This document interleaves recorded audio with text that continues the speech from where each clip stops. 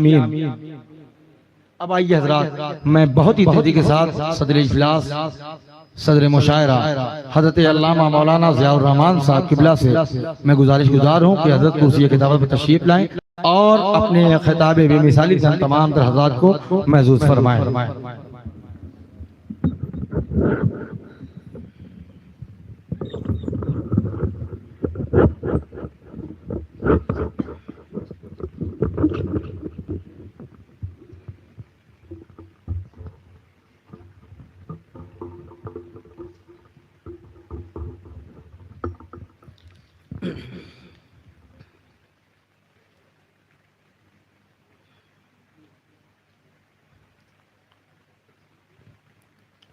الحمد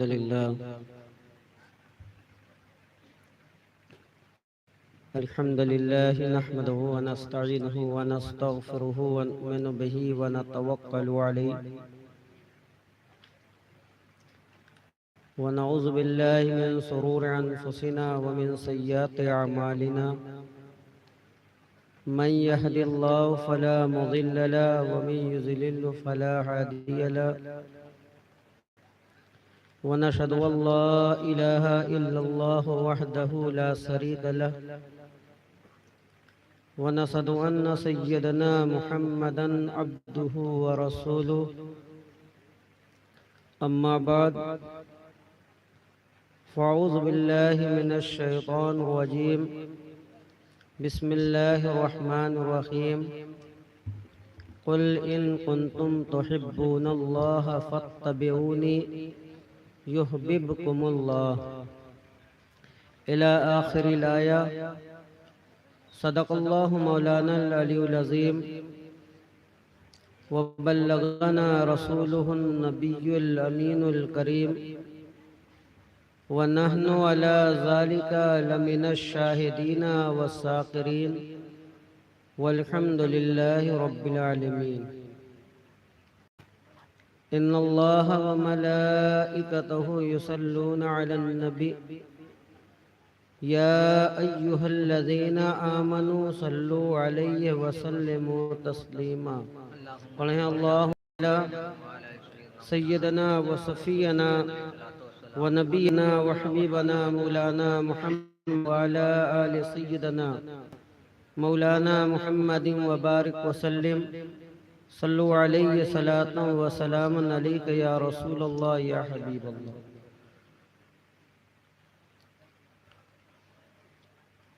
معزز علماء کرام، شورائے اسلام، سرپرستان قوم، عزیز بچوں اور گھروں کے اندر پردہ نشین میری ماں اور بہنوں، ہم سب کی جانب اپنے سلام محبت السلام علیکم ورحمۃ اللہ وبرکاتہ۔ وعلیکم السلام ورحمۃ اللہ وبرکاتہ۔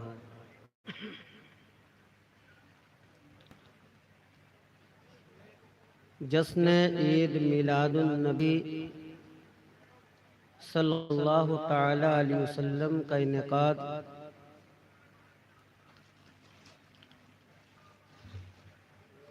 یہ رسول کی محبت کا ایک طریقہ ہے۔ رسول کی محبت کا طریقہ بے شمار ہے۔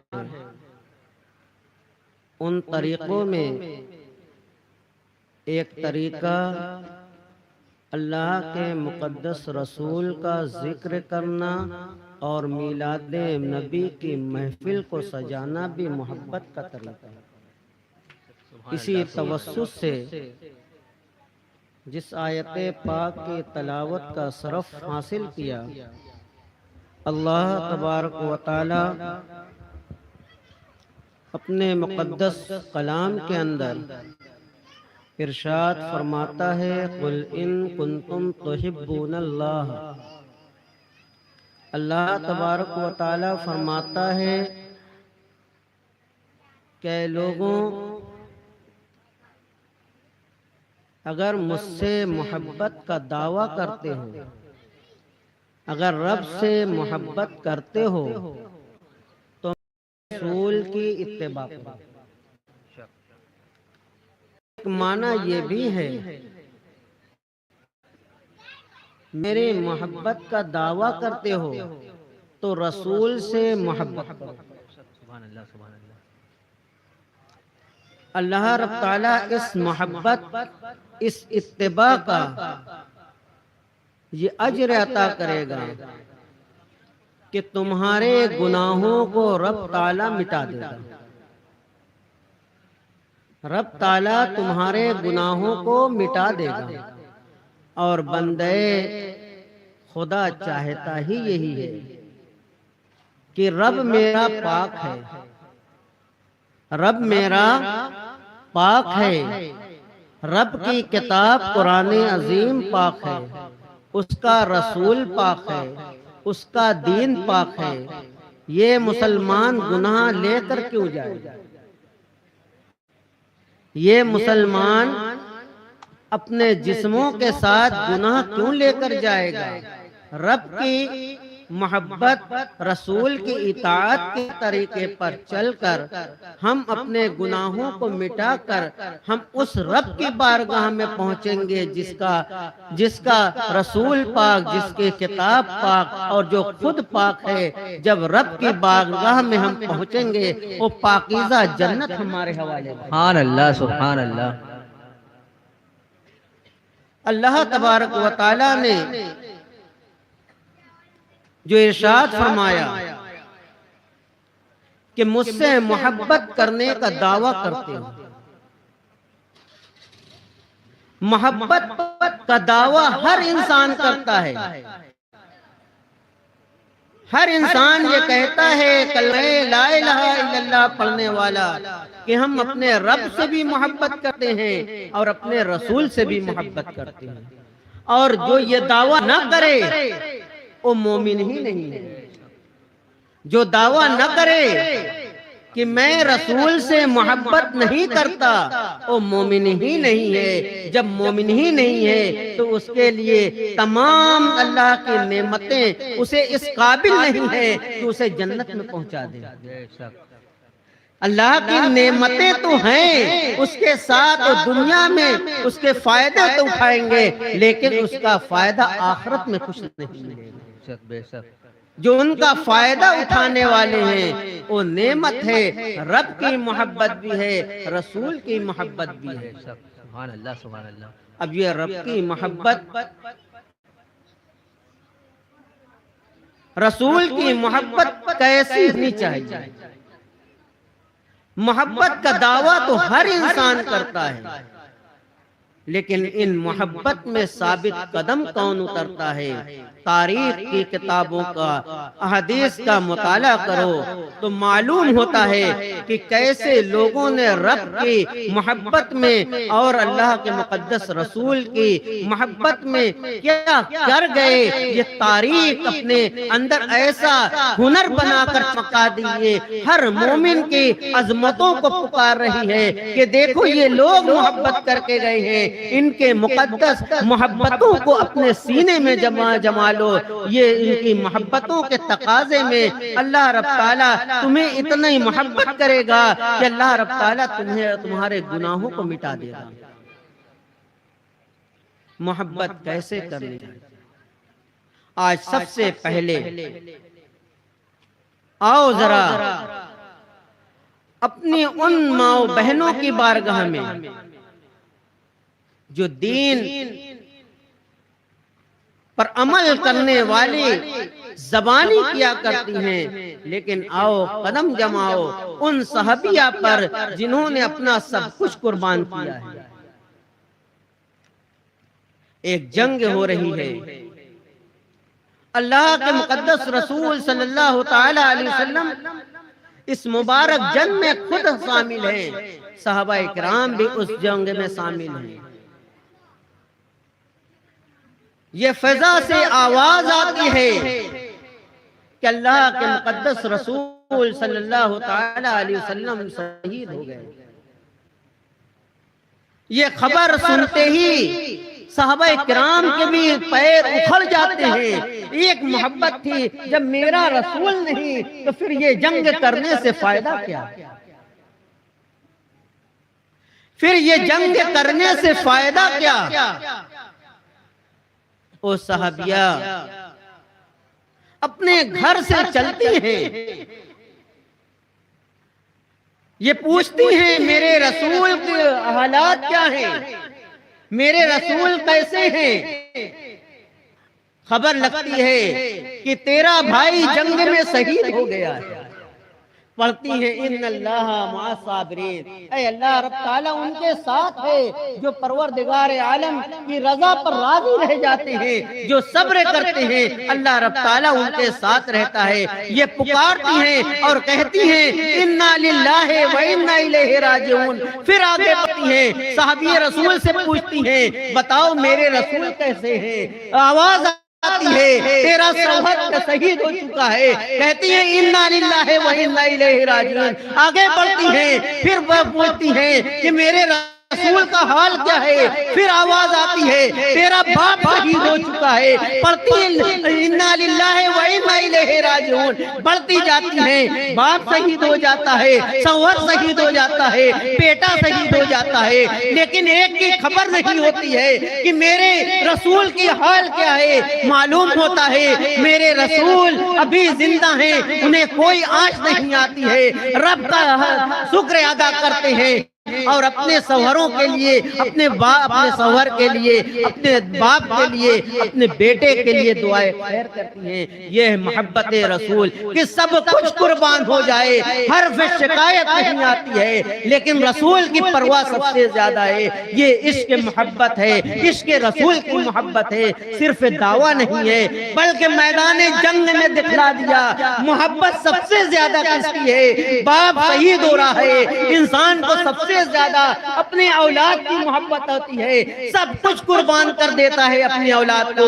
وہ لوگ سمجھیں جن کی اولاد ہوتی ہے، اگر اسے ذرا سا خروش لگ جاتا ہے اس کا دل فوراً ٹوٹ جاتا ہے، فوراً اپنے بچے سے کہتا ہے کہاں چوٹ لگی ہے، دیکھیں کیسے تمہاری چوٹ ہے، اس کا دل کچوٹ جاتا ہے. لیکن اس بیٹی سے پوچھو جس کا باپ شہید ہو جاتا ہے، صرف ان اللہ مع الصابرین پڑھ کر آگے بڑھ جاتی ہے اور اللہ کی رضا پر راضی ہو جاتی ہے. بیٹا شہید ہو جاتا ہے، شوہر شہید ہو جاتا ہے، لیکن صرف خیال ہے تو آقا و مولا حضور محمد رسول اللہ صلی اللہ علیہ وسلم. سبحان اللہ سبحان اللہ. آج کس کے پاس ایسی محبت ہے؟ حضرت سمیہ رضی اللہ تعالیٰ عنہ جو اسلام کی سب سے پہلی شہید ہیں، ان پر کم ظلم و ستم کیا گیا، لیکن ایسا عشق رسول تھا کہ ہر ظلم و ستم پر ایک ہی پیغام تھا کہ میرے رسول کی محبت ایسی آواز دے رہی تھی کہ ظلم و ستم کرنے والا تھک جا رہا ہے اور ان کی زبان سے صرف احد احد رب کی وحدانیت اور محبوب کی رسالت کی زبان پر تذکرہ ہوتا ہے. ذکر ہے تو قرآن کا، ذکر ہے تو مصطفیٰ کا، ذکر ہے تو اللہ کا. یہی ان کا محور زندگی تھا. شہید ہو جاتی ہے لیکن اس حرف پر کبھی شکایت نہیں ہونے دیتی. یہ ہے ان صحابیہ رضوان اللہ علیہن کی سیرت جنہوں نے اپنا سب کچھ قربان کر دیا اپنے رسول کی محبت پر. انہی لوگوں کے متعلق اللہ تبارک و تعالیٰ فرماتا ہے کہ جو اللہ سے محبت کا دعویٰ کرتے ہیں، اپنے رسول کی اطاعت کرتے ہیں. تو رسول کی اطاعت کیسے کی جاتی ہے؟ یعنی اپنے رسول کی اتنی محبت ہوتی ہے کہ ہر رسول کا اسوہ اپنے کردار میں جما لیتے ہیں. جب اپنے کردار میں جما لیتے ہیں تو اللہ رب تعالیٰ ان سے محبت کرنے لگتا ہے. اور کون نہیں چاہے گا کہ رب اس سے محبت کرے؟ کوئی انسان ایسا نہیں ہے کہ یہ نہ چاہے کہ میرا رب مجھ سے راضی نہ ہو جائے اور میرا رب مجھ سے محبت نہیں کرے. ہر انسان یہ چاہتا ہے کہ میرا رب مجھ سے راضی ہو جائے، میرا رب مجھ سے محبت کرنے لگا۔ جب میں اللہ مجھ سے محبت کرے گا تو ہمارے گناہوں کو مٹا دے گا، ہمارے نگاہوں پر، ہمارے گناہوں پر نگاہ نہیں ڈالے گا۔ اللہ رب تعالیٰ اپنی نگاہ ڈالے گا تو رحمت والی نگاہ ڈالے گا اور بہت سے گناہوں کو یکسر مٹا دے گا۔ اور ایسے واقعات ملتے ہیں، اللہ کے رسول صلی اللہ تعالیٰ علیہ وسلم ارشاد فرماتے ہیں، حدیث میں آتا ہے کہ ایک شخص جہنم کے متعلق حشر میں آئے گا۔ اللہ کے رسول فرماتے ہیں تو انسان اور مسلمان اس کے نامہ اعمال میں اس کی بدعمالیوں کی وجہ سے جہنم کا پروانہ لکھ دیا جاتا ہے، جہنم کا پروانہ لکھ دیا جاتا ہے۔ اب اسے رب کا پروانہ جسے مل جائے، اب اسے جہنم سے کوئی نکال نہیں سکتا۔ حشر کا میدان وہ ہوگا جس کے نامہ اعمال جس کے ساتھ مل جائے گا اور جو پروانہ اسے مل جائے گا پھر اسے بدلا نہیں جائے گا۔ لیکن اللہ اتنا کریم ہے، اتنا رحیم ہے، اتنا مہربان ہے۔ آقا علیہ الصلوۃ والتسلیم فرماتے ہیں کہ ایک شخص ایسا بھی ہوگا جو دنیا میں بدعمالیاں کرتا رہا، برائیاں کرتا رہا، اس کے نامہ اعمال میں پروردگار عالم نے جہنم لکھ دی تھی۔ فرشتے اس کے بال کو پکڑ کر گھسیٹتے ہوئے جہنم کی وادی میں لے جا رہے ہیں۔ یہ دیکھ کر وہ بندہ پیچھے مڑ کر بار بار دیکھ رہا تھا، یہاں تک کہ وہ جہنم کے دروازے تک پہنچ جاتا ہے اور وہی التجا، وہی کشش کے ساتھ پیچھے پلٹ پلٹ کر دیکھ رہا تھا۔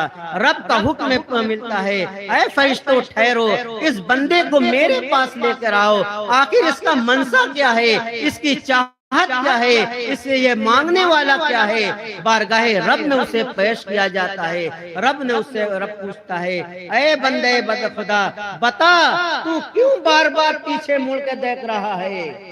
وہ ایک ہی بات کہتا ہے، اے میرے رب، ہم نے تیرے محبوب کی احادیث پاک سنی ہے اور اس میں یہ موجود ہے کہ میرا رب بڑا کریم ہے، میرا رب بڑا رحیم ہے، میرا رب ایسا ہے جو گناہوں کو پردہ پوشی کر دیا کرتا ہے۔ اے رب، کیا ہمارا گناہ تیری رحمت سے کم ہے؟ اے رب، میرا گناہ تیری رحمت سے کم ہے، تیرے عفو در گزر سے کم ہے؟ کیا اتنا بڑا ہمارا گناہ ہو گیا ہے کہ تیری رحمت مجھ سے، میرے گناہ سے چھوٹی ہو گئی ہے؟ بس میں یہی لگا کر پیچھے دیکھ رہا تھا، اسی رحمت میں جو پروردگار عالم کے محبوب نے ہمیں بتلایا تھا، جو حدیث میں ہے، قرآن کے الفاظ میں یہ فرمایا گیا، اللہ بہت رحیم ہے۔ ہم نے قرآن جب شروع کیا تو یہی سب سے پہلے پڑھا، بسم اللہ الرحمن الرحیم، اے پروردگار عالم تیرے مقدس نام سے شروع کرتا ہوں جو بڑا رحیم ہے، رحم کرنے والا ہے، بڑا کریم ہے، بہت ہی رحم کرنے والا ہے۔ اے پروردگار عالم تیری رحمت میرے گناہ سے بڑی ہے۔ میں اسی کو دیکھ رہا تھا کہ میرا رب، میں شروع سے بچپن سے پڑھ رہا تھا، میرا رب کریم ہے، میرا رب رحمان ہے، میرا رب رحیم ہے۔ اس کی رحیمی کہاں گئی، اس کی کریمی کہاں گئی؟ میں پلٹ پلٹ کر دیکھ رہا تھا اس کی رحمت کا کیا ایک بھی حصہ ایسا نہیں ہے کہ اس گناہگار پر اپنا رحم کا دروازہ کھول دے، میرے گناہ کو اپنے عفو درگزر سے ڈھانپ لے۔ یہ مڑ مڑ کر وہ دیکھتا رہا، رب کا رحم ہوتا ہے اور وہ پروانہ بدل جاتا ہے اور کہا جاتا ہے، اے بندے، اے فرشتوں، اسے لے کر جہنم کی وادیوں سے نہیں، اب اسے جنت کی وادیوں میں لے جا کر جنت میں سے ڈال دو، کیونکہ اس نے میری رحمت کو للکارا ہے اور میری رحمت اتنی کم نہیں ہے۔ بے شک بے شک، سبحان اللہ سبحان اللہ۔ اتنا کریم ہے، اتنا رحیم ہے کہ اپنے بندوں کی ایک ایک التجا کو دیکھتا ہے کہ میرا بندہ چاہتا کیا ہے، اس سے محبت، اس سے دل لگا کر تو دیکھو، تمہارے دل کو وہ خالی نہیں جانے دے گا، تمہارے دامن کو کبھی خالی نہیں جانے دے گا۔ لیکن سچی محبت کرو اپنے رسول سے، اپنے پیارے حبیب سے سچی محبت کرو۔ آقا علیہ السلام کے صحابہ کرام نے کیسی محبت کی ہے۔ صحابہ کرام جو اولین سابقین، جو اولین مسلمان ہوئے مومن تھے، ان کی داستان حدیثوں میں پڑھو تو معلوم ہوتا ہے کیسا ظلم و ستم ان پر کیا جاتا ہے، کیسا ظلم و ستم کیا جاتا رہا۔ صحابہ کرام کے متعلق معلوم ہوتا ہے، آپ فرماتے ہیں احادیث کی کتابوں میں آتا ہے صحابہ کرام کو عین دوپہر کے وقت جب سورج پوری آب و تاب کے ساتھ چمک رہا ہوتا ہے اور ہمارے اور آپ کے یہاں کی طرح وہاں کی دھوپ نہیں ہوتی تھی، عرب کی ہوا میں خشکی تھی، ان میں نمی نہیں تھی۔ ہمارے یہاں ہندوستان کی آب و ہوا میں نمی پائی جاتی ہے، لیکن عرب کی ہواؤں میں خشکی پیدا ہے۔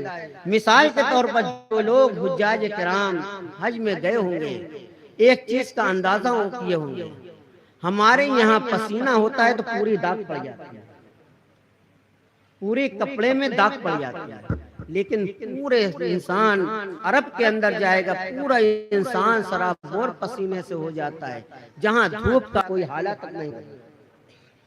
یہ خشکی کی علامت ہے۔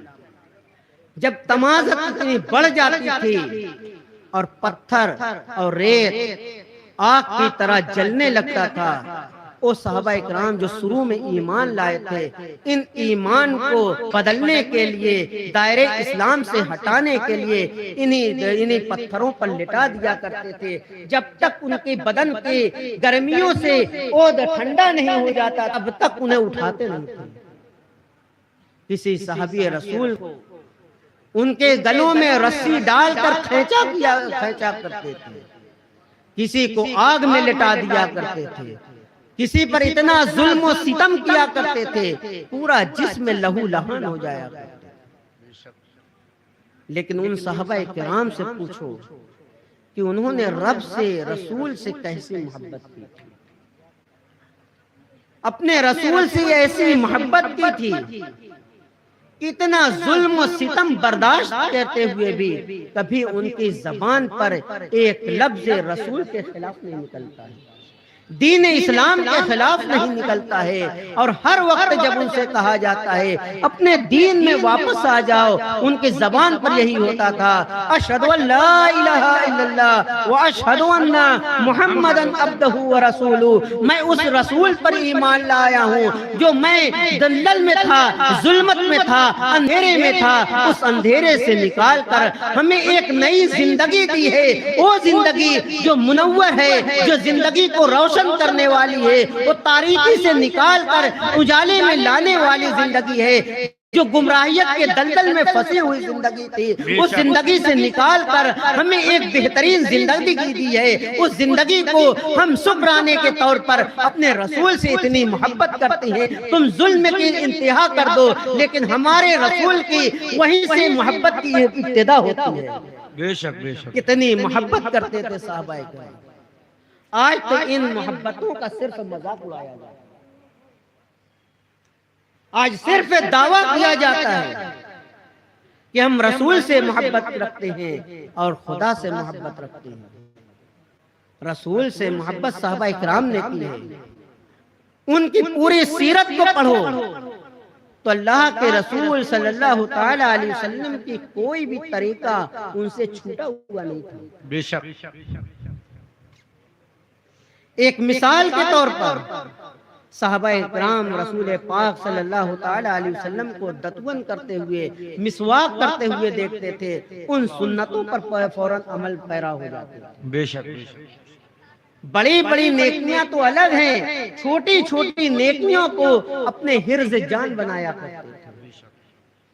آقا علیہ الصلوۃ والتسلیم جب وضو فرماتے تھے ان وضو کے قطرات کو اپنے کبھی چہروں پر مل لیا کرتے تھے، کبھی بالوں پر مل لیا کرتے تھے، کبھی سینوں پر مل لیا کرتے تھے۔ یہی تو عشق رسول تھا جو غیروں نے دیکھا تو جا کر اپنے ملک پہنچتے ہیں تو کہا ہم نے بہت سے بادشاہوں کو دیکھا، بہت سے عمرا کو دیکھا، جس طرح محمد عربی سے محبت کرنے والے ہیں، ان کی اتباع کرنے والے ہیں، ہم نے ایسی محبت کرنے والے نہیں دیکھا جو ان کے جسم سے مس کیا ہوا پانی گرنے نہیں دیتے تو ان کا خون کیسے بہانے دیتے ہیں دیں گے۔ یہ ممکن نہیں ہے کہ تم ان کو ہرا سکتے ہو، تم ان کو جنگ میں پسپا کر سکتے ہو، یہ ممکن نہیں ہے۔ جس طرح وہ محبت کرتے ہیں یہ ہو نہیں سکتا، ان کے وہ موجود ہوں، ان کا پیارا رسول شہید ہو جائے، یہ ممکن نہیں ہے۔ بے شک بے شک۔ یہ پیغام کس نے دیا؟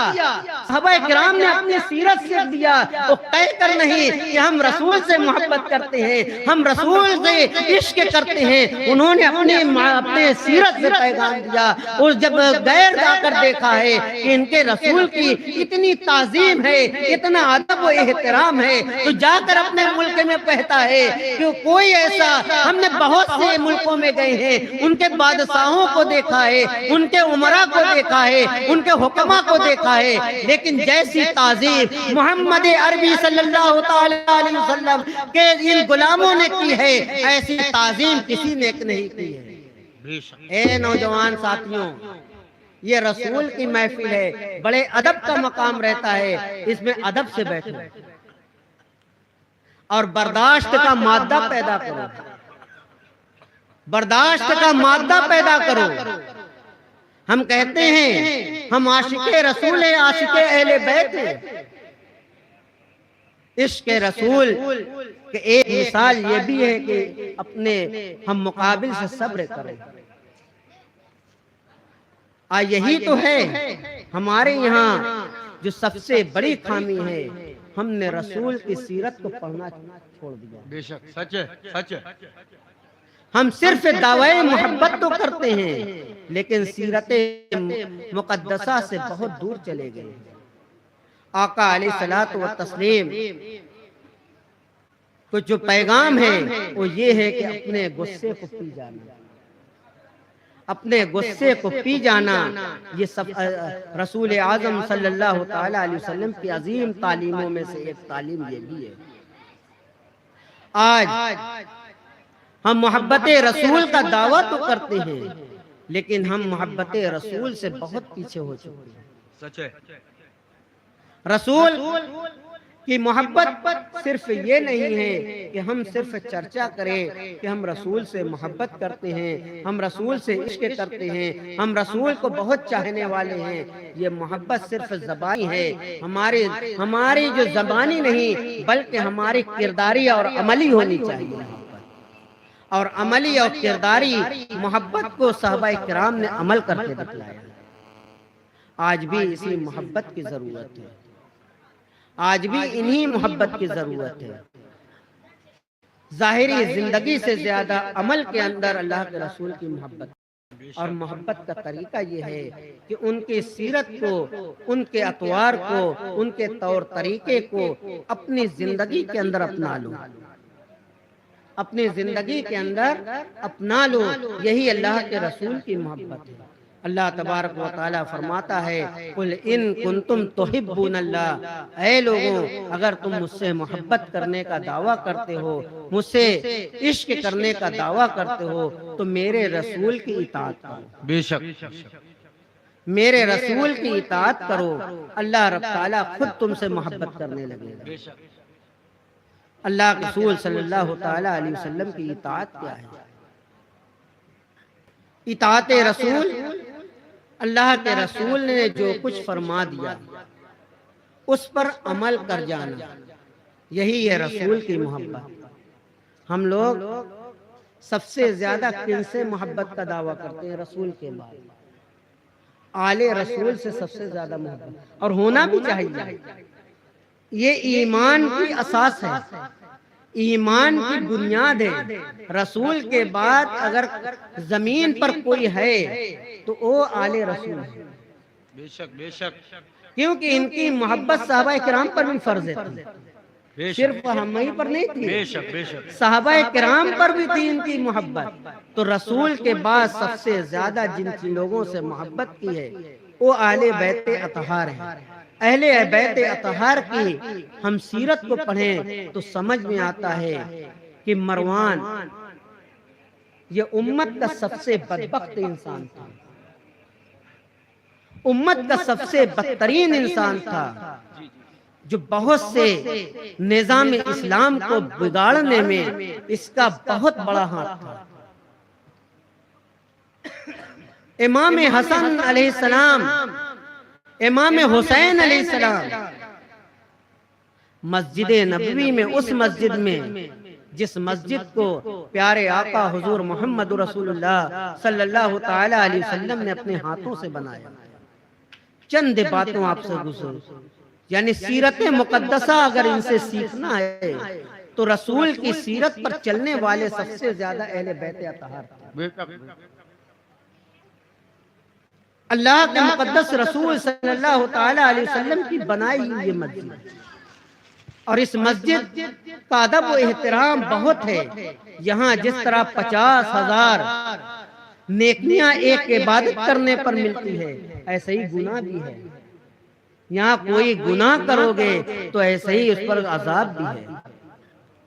تو آقا علیہ السلام کہ اس مقدس پیارے حضرت امام حسن ہیں، امام حسین ہیں، مسجد نبوی میں بیٹھے ہیں، خطبہ سن رہے ہیں، اور وہ خطبہ جسے ہر نماز سے قبل دیا کرتا ہے، ان خطبات میں کیا ہوتا ہے؟ اللہ کی حمد ہوتی ہے، رسول کی تعریف ہوتی ہے، پیغام اسلام سنایا جاتا ہے۔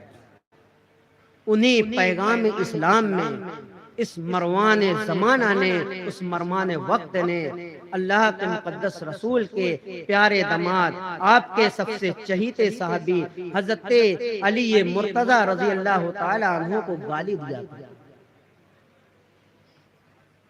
اور امام حسن و حسین بیٹھ کر سنا کرتے تھے، صبر دیکھو، ضبط دیکھو۔ آج ہم ان کا محبت کا دعویٰ کرتے ہیں اور ہم آپے سے باہر کیسے ہو جاتے ہیں؟ ارے ان کے باپ کو گالی دی جاتی تھی، ان کے گھر والوں کو برا بلا کہا جاتا تھا، لیکن وہ سنتے تھے، ضبط کرتے تھے، کیونکہ آقا علیہ الصلوۃ والتسلیم کا حکم تھا، ان کی یہ سیرت تھی، جو سامنے والا گالی دے اسے برداشت کیا جائے، اس پر صبر کیا جائے، اللہ رب تعالیٰ اس سے زیادہ اس پر اجریہ دیا کرتا ہے۔ ہم ان سیرتوں کو پڑھیں تو معلوم ہوتا ہے کہ ہمیں محبت رسول کیسی کرنی ہوگی، ہمیں محبت رسول اس انداز میں کرنی ہوگی جس طرح حضرت امام حسن مجتبیٰ نے کی ہے، جس طرح حسین شہید کربلا نے کی ہے، جس طرح صحابہ کرام نے کی ہے۔ اس طرح جب تک محبت نہیں کریں گے تب تک ہماری محبت رسول کا دعویٰ کھوکھلا ہے۔ بے شک سبحان اللہ، یہی ہے سبحان اللہ۔ سیرت مصطفیٰ، یہی ہے اللہ کے رسول کی محبت، یہی ہے اطاعت رسول، کہ ہم ان کی سیرتوں کو پڑھیں، مقدس رسول کی سیرت کو پڑھیں، ان کے اہل بیت کی سیرت کو پڑھیں، صحابہ کرام کی سیرت کو پڑھیں، تو ہمیں ان کی سیرتوں سے چھن کر یہی پیغام ملے گا کہ اپنی سیرت کو سنبھالو، ان صحابہ کرام کے طریقے پر، ان اہل بیت اطہار کے طریقے پر اگر ان کے مطابق اپنی سیرت کو بنا لو گے، دنیا بھی تمہاری ہے، آخرت بھی تمہاری ہے۔ انہی چند باتوں کے ساتھ پروردگار عالم تیری بارگاہ میں دعا ہے کہ پروردگار عالم ان چند ٹوٹے پھوٹے الفاظ کو پروردگار عالم اپنی بارگاہ رحمت میں مصطفیٰ کریم علیہ السلام کے طفیل میں قبول فرما لے، اور پروردگار عالم تیرے محبوب کے صفات بیان کرنا، تیرے محبوب کی ذکر کرنا، ان پر درود و سلام پڑھنا صرف ایک دل کی خواہش ہوتی ہے۔ اے پروردگار عالم تو اپنے محبوب کی بارگاہ میں قبول فرما لے اور اس گناہگار کے گناہ کو معاف کر دے، اور بس ان کے غلاموں میں سے ایک اپنا ادنا غلام بنا دے۔ یہی میری التجا ہے اور ہر بندے مومن کی یہی التجا ہے۔ اے پروردگار عالم، تو اپنے محبوب کے غلاموں کے ایک ادنا غلام میں ہمیں شمار کر لے۔ یہی دنیا کی بھلائی بھی ہے، یہی آخرت کی بھلائی بھی ہے۔ وآخر دعوانا الحمدللہ۔